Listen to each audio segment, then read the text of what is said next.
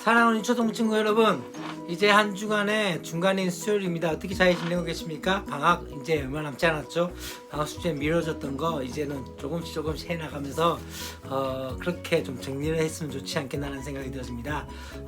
이제 새롭게 2학기를 맞이하면서 좀 더 활기차고 또 행복한 여러분의 2학기가 되었으면 좋겠습니다. 비록 우리 가운데 지금 코로나라는 것들 때문에 많이 힘들고 어렵지만 불안하기도 하겠지만은 그럼에도 불구하고 이런 인상 가운데서도 우리가 조금 작은 감사, 작은 행복을 찾아가면서 그렇게 우리의 2학기를 진행하면 좋지 않겠나는 생각이 들어집니다. 계속적으로 우리가 말씀 가운데 나가는 것, 말씀 묵상하는 것들을 잊지 않고 계속적으로 꾸준하게 해 나갔으면 좋겠습니다. 말씀을 읽는다는 것과 말씀을 묵상한다는 것 자체는 무엇입니까?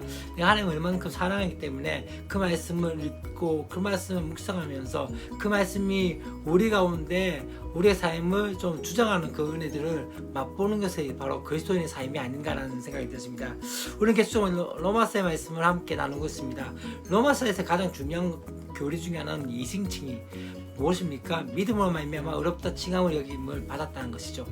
이 의미는 무엇이냐면요, 우리가 어떤 공로, 우리가 무엇인가를 해가지고 무엇인가를 노력해서 또 우리의 어떤 노력을 통해서 우리가 구원을 얻는 것이 아니라 무엇을 통해서 믿음으로써 구원을 얻게 되어 주신다는 것이죠. 그 무엇을 말합니까? 예수 그리스도께서 우리 위해서 행하신 그 일들을 우리가 믿음으로써 고백하며 그 가운데서 어떻게 하는 거죠? 그 믿음으로써 그것을 인정할 때 우리는 어디에 구원에 이르게 되어지고 의롭다 칭함을 여김을 받게 되어지는 것이죠. 그렇기 때문에 우리가 계속 그 이야기를 하면서 어제 가운데서 어떤 이야기를 했습니까? 한 사람에 인해서 어떻게 되어지죠? 죄가 들어왔고 사망이 주장하게 되었지만 또 한 사람의 순종으로 말미암아 되어진 것이 무엇입니까? 생명이 왕노릇하게 되어지고 또한 그 가운데서 되어진 것이 뭐냐면요, 뒤에 부분에 참 중요한 말씀을 하나 우리가 함께 이야기했죠. 죄가 더한 곳에 은혜가 넘친다. 곧 다시 말하면 죄가 있지만은 그럼에도 불구하고 이 죄를 덮어버릴 그 더 큰 하나님의 은혜가 있다는 것을 말씀을 합니다. 그렇게 이야기하니까 또 어떤 생각을 하게 되어진다면요, 은혜를 더하게 하려고 죄에 거하겠다는 그런 주장이 있다는 것이죠. 다시 말하면 내가 은혜를 받기 위해서 더 큰 은혜를 받기 위해서 더 큰 죄를 범하겠다라고 이야기하는 것 같은 거죠. 그건 궤변에 불과하다는 것이죠. 어떠한 것입니까? 세례를 받는 것은 그의 죽으심과 연합하겠다는 것이고 또한 그와 함께 장사되었음을 의미하는 것입니다. 죽어 장사되었던 것은 무엇입니까? 죄의 몸이 죽어서 이제는 죄에게 종노릇할 수 없는 것이 되었다는 것이죠. 할 수 없다는 것을 말씀하고 있고, 그렇기 때문에 의롭다 하심을 얻는 것은 죄에서 벗어났다는 뜻을 말씀하고 있습니다.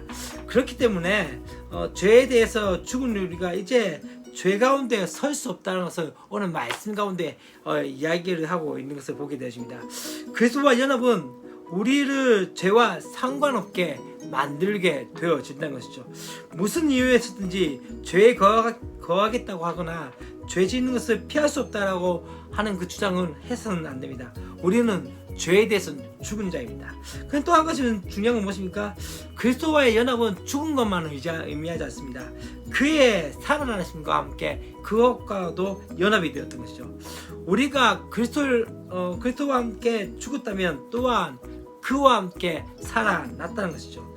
그리스도를 죽은 자 가운데서 다시 살리신 것처럼 그리스도와 연합한 우리도 예수님의 부활과 같은 모양을 취하게 될 것이라는 것이죠.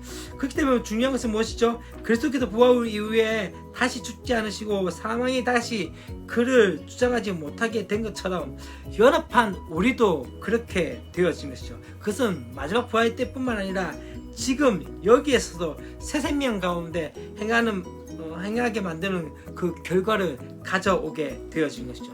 그렇기 때문에 우리는 생명 가운데 행하는 사, 다시 말하면 예수님의 삶을 살아가는 존재가 되어진 것이죠.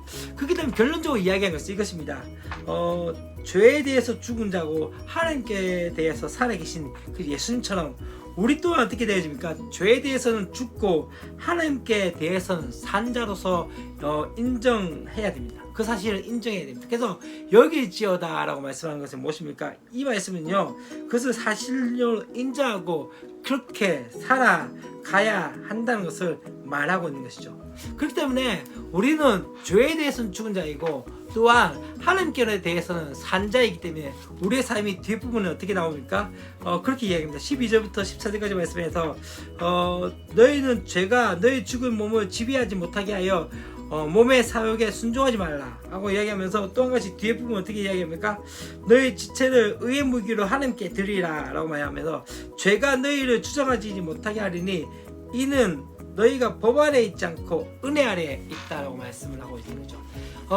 우리 가운데 정죄하고 우리 가운데 죄 가운데 빠지게 하는 모든 가운데 있는 것이 아니라 이제는 우리의 삶은 어떤 삶입니까? 그리스도께서 나를 살리신 그 은혜 가운데 사는 존재이고 하나님 앞에 사는 존재입니다.